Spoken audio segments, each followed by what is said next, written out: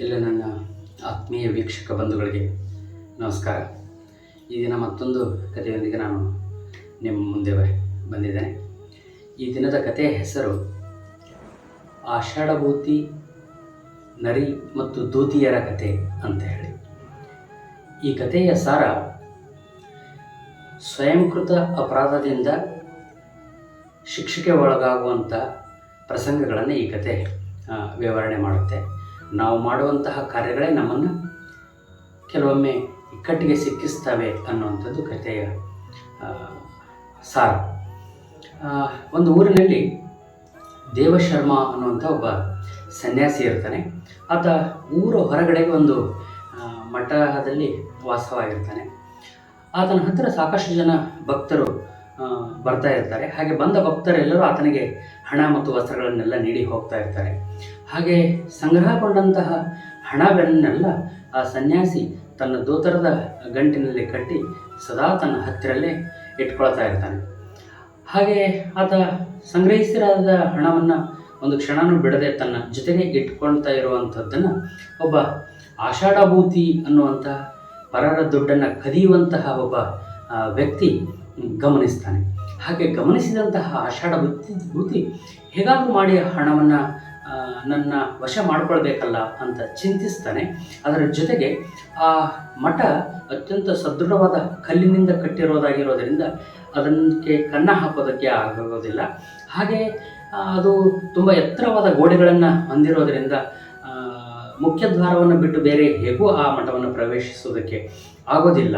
ಮತ್ತು ಇನ್ನು ಅದನ್ನ ಹತ್ತಿರ ಇರುವ ಹಣವನ್ನು ವಶಪಡಿಸಿಕೊಳ್ಳೋದಕ್ಕೆ ಇರುವ ಏಕೈಕ ಮಾರ್ಗ ಹೇಗಾದರೂ ಮಾಡಿ ಆತನಿಗೆ ಹತ್ತಿರ ಆಗೋದರ ಮೂಲಕ ಆತನ ನಂಬಿಕೆಯನ್ನು ಗಳಿಸೋದರ ಮೂಲಕ ಹಣವನ್ನು ವಶಪಡಿಸಿಕೊಳ್ಬೇಕು ಅಂತ ಚಿಂತಿಸಿದಂಥ ಆಷಾಢಭೂತಿ ಮಾರನೆಯ ದಿವಸ ದೇವಶರ್ಮ ಅನ್ನುವಂತಹ ಸನ್ಯಾಸಿಯ ಕಡೆಗೆ ಹೋಗ್ತಾನೆ. ಹೋಗಬೇಕಾದಾಗಲೇ ಆತ ಅವರ ಹತ್ತಿರಕ್ಕೆ ಹೋಗಿ ಓಂ ನಮಃ ಶಿವಾಯ ಅಂತ ಅವರಿಗೆ ಸಾಷ್ಟಾಂಗ ಎರಗಿ ನಮಸ್ಕರಿಸಿ ಅವರ ಹತ್ತಿರ ಕುಳಿತುಕೊಂಡು ಹೇಳ್ತಾನೆ, ಗುರುಗಳೇ, ಈ ಸಂಸಾರ, ಈ ಲೌಕಿಕ ಜೀವನ ಮತ್ತು ಈ ಮನುಷ್ಯನ ಬದುಕು ಅತ್ಯಂತ ಕ್ಷಣಿಕವಾಗಿರುವಂಥದ್ದು. ಇದರಲ್ಲಿ ಏನು ವಿಶೇಷವಾದಂತಹ ಸಾರ ಇಲ್ಲ. ಹಾಗಾಗಿ ಇದೆಲ್ಲದನ್ನು ಮೀರಿ ಆ ದೈವವನ್ನು ಹೊಂದಬೇಕು ಅನ್ನೋದು ನನ್ನ ಆಸೆ. ದಯವಿಟ್ಟು ತಾವು ನನಗೆ ಅನುಗ್ರಹಿಸಬೇಕು ಅಂತ ಕೇಳಿಕೊಳ್ತಾನೆ. ಹಾಗೆ ಕೇಳಿಕೊಂಡ ತಕ್ಷಣವೇ ದೇವಶರ್ಮ ಅನ್ನುವಂತಹ ಸನ್ಯಾಸಿ ಆತನ ಮಾತಿನಿಂದ ಖುಷಿಗೊಂಡು ಆತ ಹೇಳ್ತಾನೆ, ಇಂಥ ಚಿಕ್ಕ ವಯಸ್ಸಿನಲ್ಲಿ ನಿನಗೆ ವೈರಾಗ್ಯ ಬಂತು, ನಿಜವಾದ ಶುಭ ಸಂಕೇತ ಇದು. ಯಾಕೆ ಅಂತ ಹೇಳಿದರೆ, ತಾರುಣ್ಯದಲ್ಲಿ ಯಾರು ಶಾಂತವಾಗಿರ್ತಾನೋ ಆತನೇ ನಿಜವಾದ ಶಾಂತವಂತಹ ಮನುಷ್ಯ. ವಯಸ್ಸಾದ ನಂತರ ಇಂದ್ರಿಯಗಳು ತಮ್ಮ ಸಾಮರ್ಥ್ಯವನ್ನು ಕಳೆದುಕೊಂಡ ನಂತರ ವೈರಾಗ್ಯ ಬರೋದರಲ್ಲಿ ಏನು ವಿಶೇಷ ಇಲ್ಲ. ನಿನ್ನಂಥವನು ಈ ಚಿಕ್ಕ ವಯಸ್ಸಿನಲ್ಲಿ ಹೀಗೆ ವೈರಾಗ್ಯ ಪಡ್ಕೊಂಡಿರುವಂಥದ್ದು ಬಹಳ ಶುಭ ಸಂಕೇತ. ಆಯಿತು, ನಾನು ನಿನ್ನನ್ನು ಶಿಷ್ಯನನ್ನಾಗಿ ಸ್ವೀಕರಿಸ್ತೀನಿ ಅಂತ ಹೇಳಿ ವಿಧಿವತ್ತಾಗಿ ಆ ಆಷಾಢಭೂತಿಯನ್ನು ತನ್ನ ಶಿಷ್ಯನನ್ನಾಗಿ ಸ್ವೀಕರಿಸ್ತಾನೆ. ಸ್ವೀಕರಿಸುವಾಗ ಬಂದು ಕರಾರನ್ನು ಮಾಡ್ತಾನೆ, ನೀನು ಯಾವುದೇ ಕಾರಣಕ್ಕೂ ನನ್ನ ಜೊತೆಗೆ ರಾತ್ರಿಯ ಸಮಯದಲ್ಲಿ ಮಠದ ಒಳಗಡೆಗೆ ಬರೋ ಹಾಗಿಲ್ಲ ಅಂತ ಹೇಳಿ. ಯಾಕೆ ಅಂತ ಹೇಳಿದರೆ, ಯತಿಗಳು ಸಂಘದಿಂದ ಕೆಟ್ಟು ಹೋಗ್ತಾರೆ, ದುಷ್ಟ ಆಲೋಚನೆಗಳಿಂದ ರಾಜ ಕೆಟ್ಟು ಹೋಗ್ತಾನೆ. ಹಾಗಾಗಿ ನಮ್ಮಂಥ ಸನ್ಯಾಸಿಗಳು ಏಕಾಂತವಾಸದಲ್ಲಿಯೇ ಇರಬೇಕು. ಹಾಗಾಗಿ ಅದು ಇಬ್ಬರಿಗೂ ಒಳ್ಳೆಯದು. ನೀನು ರಾತ್ರಿಯ ಸಮಯದಲ್ಲಿ ಮಠದ ಮುಂದೆ ಒಂದು ಗುಡಿಸಲನ್ನು ಹಾಕಿಕೊಂಡು ಅಲ್ಲೇ ವಾಸ ಮಾಡಬೇಕು, ಮಠದ ಒಳಗಡೆಗೆ ಬರಬಾರದು ಅಂತ ಹೇಳ್ತಾನೆ. ಹಾಗೆ ಹೇಳಿದ ತಕ್ಷಣ ಆಷಾಢಭೂತಿ, ಆಯಿತು, ತಾವು ಹೇಳೋದೆಲ್ಲ ನನ್ನ ಒಳ್ಳೆಯದಕ್ಕೆ, ನೀವು ಹೇಳಿದ ಹಾಗೆ ನಾನು ಪಾಲಿಸ್ತೇನೆ ಅಂತ ಹೇಳಿ ಒಪ್ಪಿಕೊಳ್ತಾನೆ. ಹಾಗೆ ಒಪ್ಪಿಕೊಂಡು ಆಷಾಢಭೂತಿಗೆ ದೇವಶರ್ಮ ದೀಕ್ಷೆಯನ್ನು ಕೊಡ್ತಾನೆ. ಹಾಗೆ ದೀಕ್ಷೆ ಕೊಟ್ಟಾದ ಮೇಲೆ ಆಷಾಢಭೂತಿ ದಿನನಿತ್ಯ ಆತನ ಸೇವೆಯನ್ನು ಮಾಡ್ತಿರ್ತಾನೆ, ಆತನ ಕಾಲನ್ನು ಒತ್ತಿರ್ತಾನೆ, ಆತನಿಗೆ ಬೇಕಾದಂತಹ ಎಲ್ಲ ವಸ್ತುಗಳನ್ನು ತೆಗೆದುಕೊಂಡು ಬಂದು ಕೊಡ್ತಾ ಇರ್ತಾನೆ. ಆದಾಗ್ಯೂ ಸಹಿತ ಆ ಹಣದ ಗಂಟನ್ನು ಮಾತ್ರ ದೇವಶರ್ಮ ಯಾವತ್ತೂ ಆ ಆಷಾಢಭೂತಿಯ ಕೈಗೆ ಕೊಡೋದೇ ಇಲ್ಲ. ಹೀಗೆ ಕೊಡದೇ ಇದ್ದಾಗ ಸ್ವಲ್ಪ ದಿನ ಆದ ನಂತರ ಆಷಾಢಭೂತಿಗೆ ಅನಿಸುತ್ತೆ, ಈತನನ್ನು ಕೊಂದು ಬಿಡಲೆ ಅಥವಾ ವಿಷವನ್ನು ಹಾಕಿ ಸಾಯಿಸಿ ಬಿಡಲೆ ಅಂತ ಚಿಂತಿಸ್ತಾ ಇರ್ತಾನೆ. ಹಾಗೆ ಚಿಂತಿಸ್ತಾ ಇರಬೇಕಾದಾಗಲೇ ಒಬ್ಬ ದೇವಶರ್ಮನ ಶಿಷ್ಯ ಬಂದು ತನ್ನ ಮನೆಯಲ್ಲಿ ಮಗನಿಗೆ ಮುಂಜೂಣಿ ಮಾಡುವಂತಹ ಕಾರ್ಯಕ್ರಮ ಇದೆ, ದಯವಿಟ್ಟು ತಾವು ಬಂದು ಆ ಕಾರ್ಯಕ್ರಮವನ್ನು ನೆರವೇರಿಸಿಕೊಡಬೇಕು ಅಂತ ಕೇಳಿಕೊಳ್ತಾನೆ. ಹಾಗೆ ಕೇಳಿಕೊಂಡ ತಕ್ಷಣ ದೇವಶರ್ಮ ಈ ಆಷಾಢಭೂತಿ ಶಿಷ್ಯನನ್ನು ಕರೆದುಕೊಂಡು ಭಕ್ತನ ಮನೆಗೆ ಹೋಗ್ತಾನೆ. ಹಾಗೆ ಹೋಗಿ ಆ ಕಾರ್ಯಕ್ರಮವನ್ನೆಲ್ಲ ಮುಗಿಸ್ಕೊಂಡು ವಾಪಸ್ ಬರಬೇಕಾದಾಗ ಒಂದು ನದಿಯ ದಡದ ಹತ್ತಿರ ದೇವಶರ್ಮ ತನ್ನ ವಸ್ತ್ರದಲ್ಲಿರುವಂಥ ಹಣವನ್ನು ಒಂದು ಬಟ್ಟೆಯಲ್ಲಿ ಕಟ್ಟಿ ಆಷಾಢಭೂತಿಗೆ ಹೇಳಿ, ಈ ಗಂಟನ್ನು ನೀನು ನೋಡ್ತಾ ಇರು, ನಾನು ಮಲ ವಿಸರ್ಜನೆ ಮಾಡಿ ಬರ್ತೇನೆ ಅಂತ ಹೇಳಿ ಹೋಗ್ತಾನೆ. ಆ ಗಂಟನಲ್ಲಿ ಇಟ್ಟು ಆಷಾಢಭೂತಿಗೆ ಕಾಯೋದಕ್ಕೆ ಹೇಳಿ ಹೋಗ್ತಾನೆ. ಹಾಗೆ ಹೋಗಿ ಮಲ ವಿಸರ್ಜನೆ ಮಾಡೋದಕ್ಕೆ ಅಂತ ಕೂತ್ಕೊಂಡಾಗ ಅಲ್ಲಿ 2 ಟಗರುಗಳ ಮಧ್ಯೆ ಕಾಳಗ ನಡೀತಾ ಇರುತ್ತೆ. ಆ ಟಗರುಗಳು ಒಂದಕ್ಕೊಂದು ಜೋರಾಗಿ ದೂರದಿಂದ ಬಂದು ಡಿಕ್ಕಿ ಹೊಡಿತಿರ್ತವೆ, ಹಿಂದೆ ಸರಿಯೋದು, ಹಾಗೆ ಬಂದು ಡಿಕ್ಕಿ ಹೊಡೆಯುವಂಥದ್ದು ಮಾಡ್ತಾ ಇರ್ತವೆ.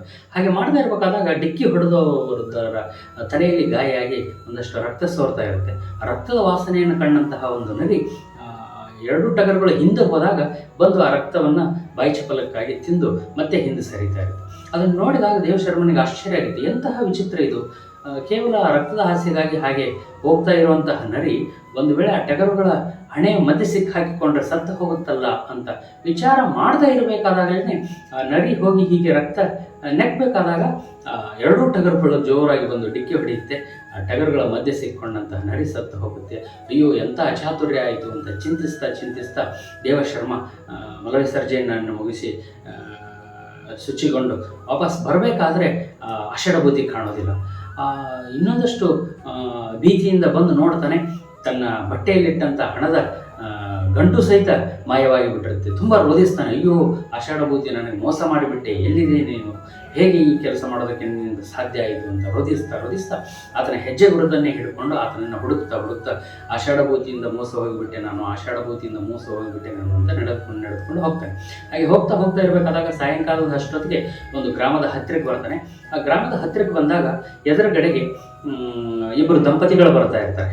ಅಲ್ಲಿ ಒಬ್ಬ ನೇಕಾರ ತನ್ನ ಹೆಂಡತಿಯನ್ನು ಕರೆದುಕೊಂಡು ನಗರಕ್ಕೆ ಮದ್ಯಪವನ್ನು ತರೋದಕ್ಕೆ ಹೋಗ್ತಾ ಇರ್ತಾನೆ.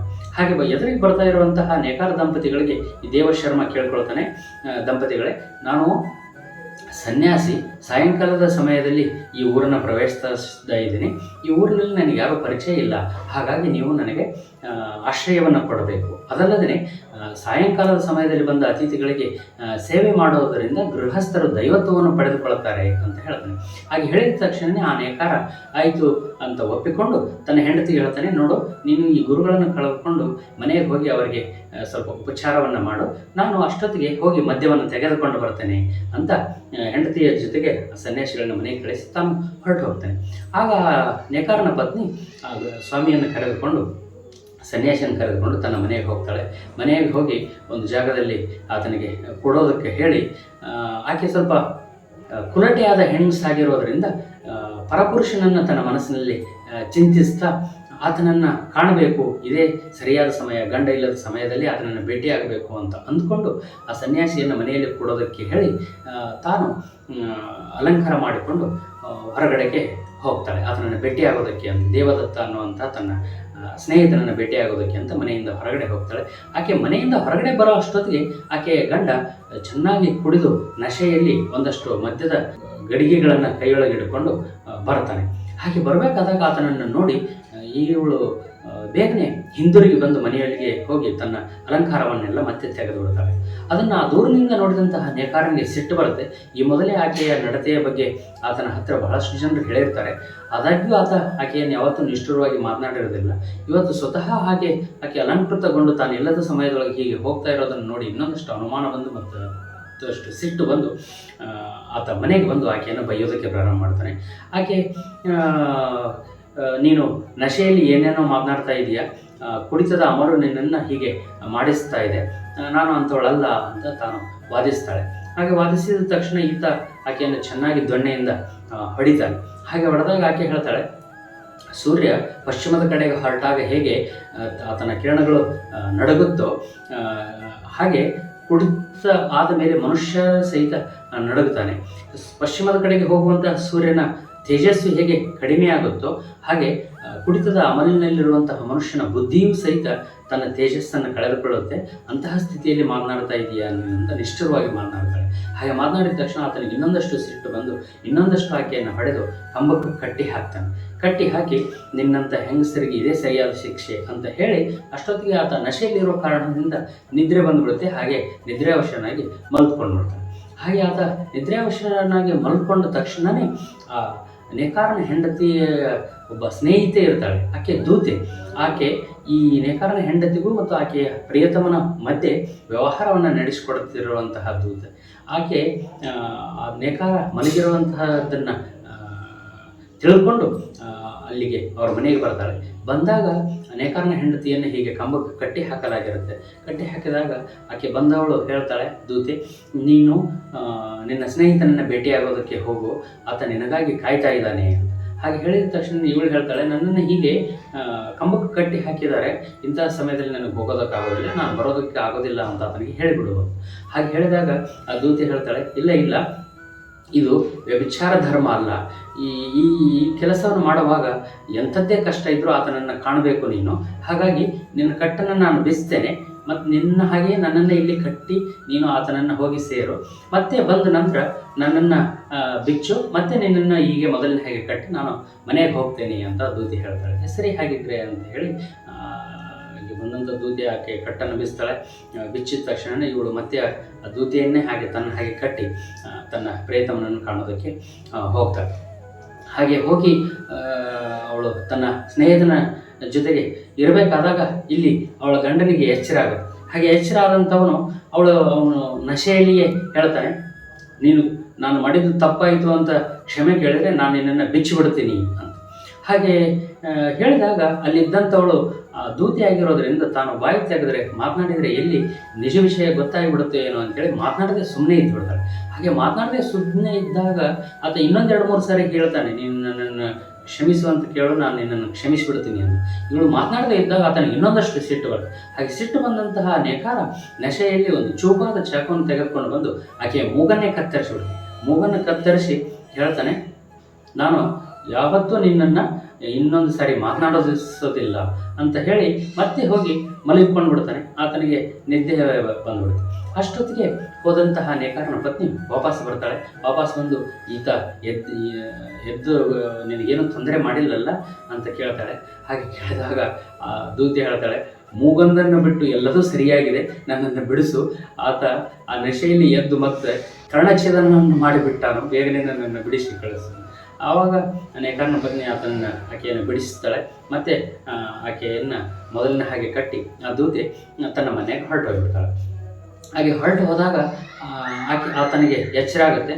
ಎಚ್ಚರ ಆದಂಥವನು ಮತ್ತೆ ಮಾತನಾಡಿಸ್ತಾನೆ, ನಿನ್ನನ್ನು ತಿರಸ್ಕಾರದಿಂದ ನೋಡ್ತೀಯ, ನಿನಗೆ ಸರಿಯಾದ ಶಿಕ್ಷೆಯೇ ಆಗೈತಿ, ಬರೀ ಇಷ್ಟೇ ಆದರೂ ಸಾಕಾಗೋದಿಲ್ಲ, ನಿನ್ನ ಕರ್ಣವನ್ನು ಛೇದನ ಮಾಡಬೇಕು ಅಂತ ಹೇಳ್ತಾನೆ. ಹಾಗೆ ಹೇಳಿದ ತಕ್ಷಣ ಈ ನೇಕಾರ ಪತ್ನಿ ಸಿಟ್ಟಿನಿಂದ ವಾಪಸ್ ಆ ನೇಕಾರನಿಗೆ ಹೇಳ್ತಾಳೆ, ನಿನ್ನಂಥ ದುಷ್ಟರು ನನ್ನಂತಹ ಪತಿವ್ರತಿಯರಿಗೆ ಏನೂ ಮಾಡೋದಕ್ಕೆ ಸಾಧ್ಯ ಇಲ್ಲ. ಸೂರ್ಯ, ಚಂದ್ರ, ನಕ್ಷತ್ರ ಅವರ ಸಾಕ್ಷಿಯಾಗಿ ನಾನು ಪತಿವ್ರತೆಯಾಗಿದ್ದರೆ ನೀನು ಕೊಯ್ದ ಮೂಗನಂದು ಮತ್ತೆ ಬರಲಿ.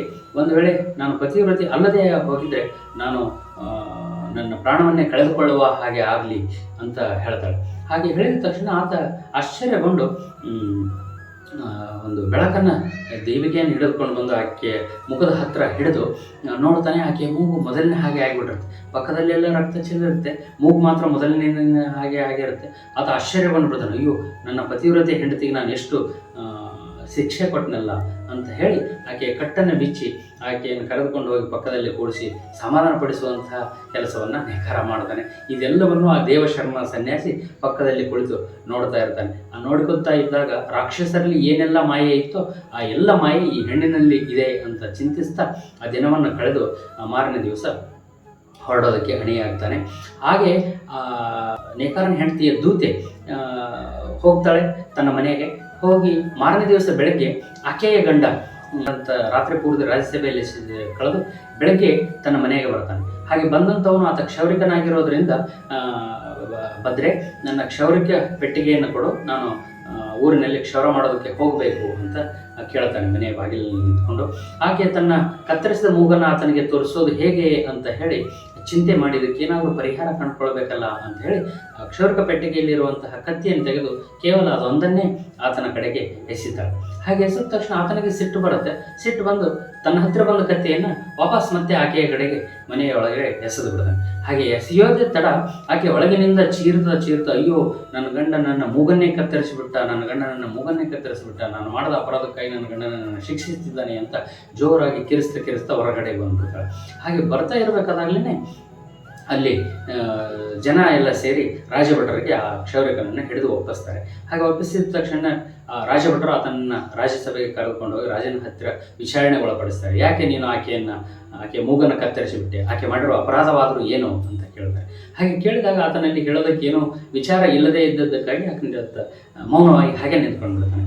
ಹಾಗೆ ಮೌನವಾಗಿ ನಿಂತ್ಕೊಂಡಿದ್ದೇ ಆತ ನಿಜವಾದಗಳು ತಪ್ಪಿತಸ್ಥ ಅಂತ ತೀರ್ಮಾನಿಸಿದಂತಹ ರಾಜ ಆತನಿಗೆ ಶಿರಚ್ಛೇದನ ಮಾಡುವಂತಹ ಶಿಕ್ಷೆಯನ್ನು ಕೊಟ್ಟುಬಿಡ್ತಾನೆ.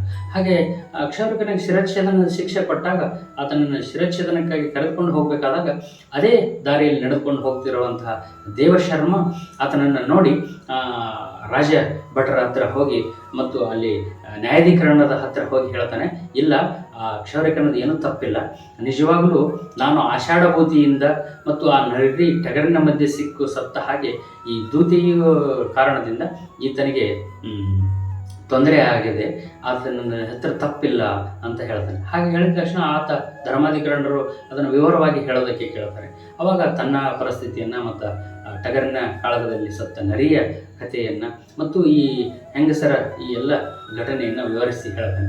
ಹಾಗೆ ವಿವರಿಸಿ ಹೇಳಿದಾಗ ನ್ಯಾಯಾಧಿಕರಣರವರು ಕ್ಷೌರಿಕನನ್ನು ಬಿಡುಗಡೆ ಮಾಡಿಸಿ ಮತ್ತು ಆಕೆಯ ತಪ್ಪಿಗಾಗಿಯೇ ಆಕೆಯ ಮೂಗು ಕತ್ತರಿಸಲ್ಪಟ್ಟಿದೆ, ಹಾಗಾಗಿ ಮತ್ತು ಈ ಸುಳ್ಳಿನ ನಾಟಕವನ್ನು ಆಡಿದ್ದಕ್ಕಾಗಿ ಆಕೆಗೆ ಕರ್ಣಚ್ಛೇದವನ್ನು ಮಾಡೋದಕ್ಕೆ ಆದೇಶಿಸ್ತಾರೆ.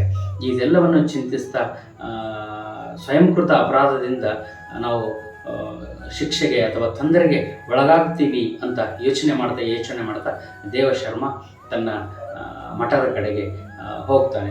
ಹಣವನ್ನು ಕಳೆದುಕೊಂಡ ದುಃಖದಲ್ಲಿ ಮಠದ ಕಡೆಗೆ ಹೋಗ್ತಾನೆ. ಹೀಗೆ ನಾವು ಮಾಡುವಂತಹ ಕಾರ್ಯಗಳೇ ನಮ್ಮನ್ನು ತೊಂದರೆಗೆ ಸಿಕ್ಕಾಕಿಸ್ತವೆ, ನಾವು ಮಾಡುವಂತಹ ಕೆಲಸಗಳೇ ನಮಗೆ ಕಷ್ಟವನ್ನು ತಂದೊಡ್ಡುತ್ತವೆ ಅನ್ನುವಂಥದ್ದನ್ನು ಈ ಕತೆ ನಮಗೆ ತಿಳಿಸುತ್ತೆ. ನಮಸ್ಕಾರ.